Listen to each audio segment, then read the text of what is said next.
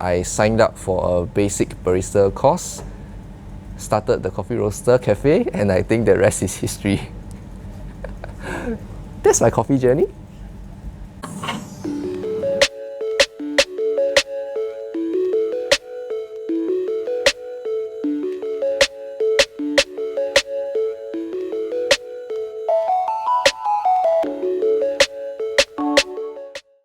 How did I get acquainted with coffee in the first place?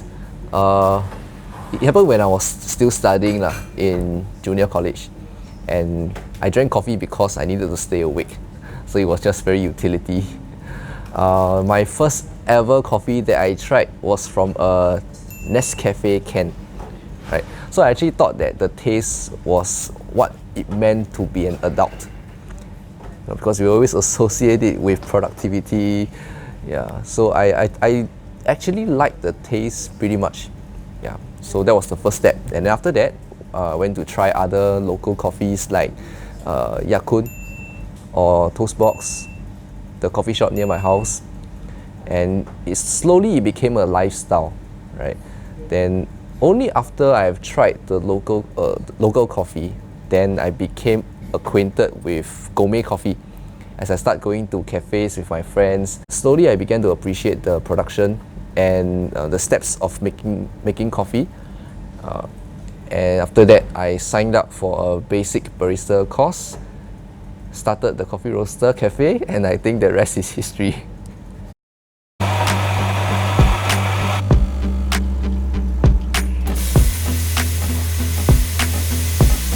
I've always been thinking about business-related activities. In fact, that was my childhood dream to do something that is sales and business-related.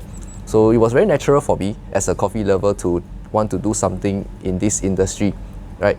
So it was just at that point when my mother was also considering a change in career, right?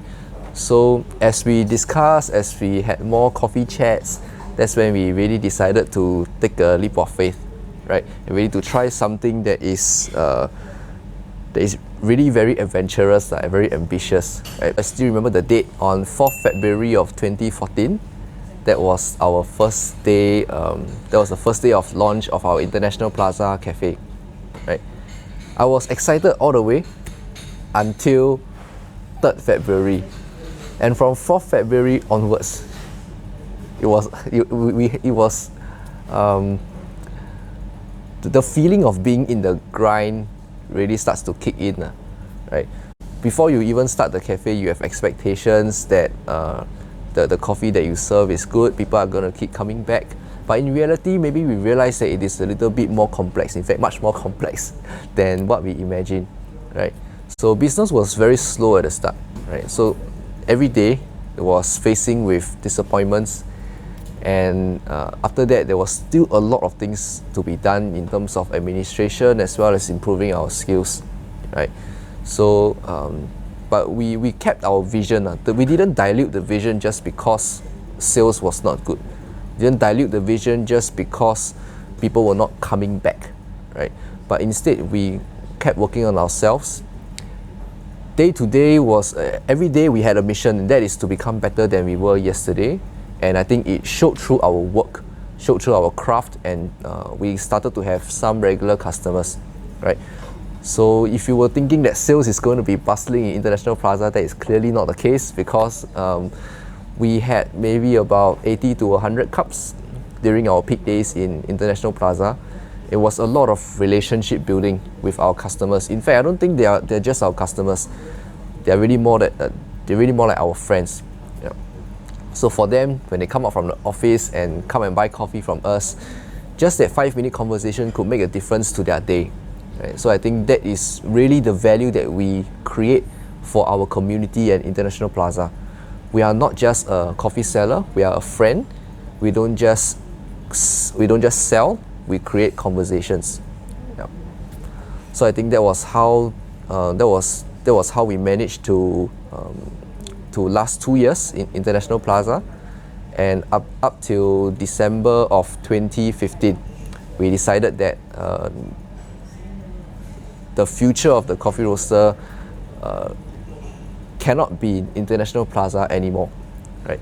So actually, fun fact, when we closed the cafe in International Plaza, we actually didn't have a backup plan, right? So we kept all our equipment and we put it in storage, right? It was only a month later that we received the fantastic news from NUS that we have gotten the tender at the new AS8 building, right?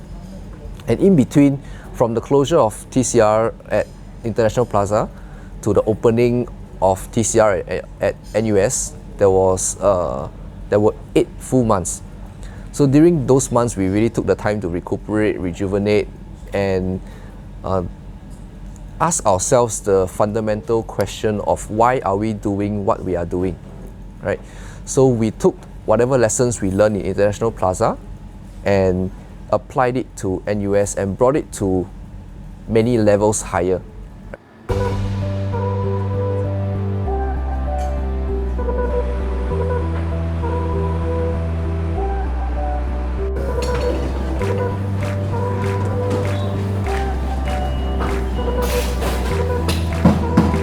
I think what we have done in NUS is that we created a community, right? We don't just want to be a coffee seller, we want to be a hub where students, faculty, staff can come here and have a conversation over coffee. At the end of the day, coffee is really just a medium for conversations and relationship building, right? So about a year into the cafe business, we started to ask ourselves, what is it that we want to do actually, right? So we decided to condense whatever thoughts we have into 3 very simple words. We wanted to create amazing coffee experiences, and the keyword being experiences, right? This was when Gleneagles approached us to do a corporate workshop with them, because prior to our days in NUS, we actually did a few latte art workshops that are quite small scale. So we decided to increase our capacity to, at that time was 20 packs, right? So a 20 packs workshop for Gleneagles, right? And I'm glad that they liked the workshop a lot, and it sort of sparked our foray into the workshop scene in Singapore, right? That is a story for another day, right?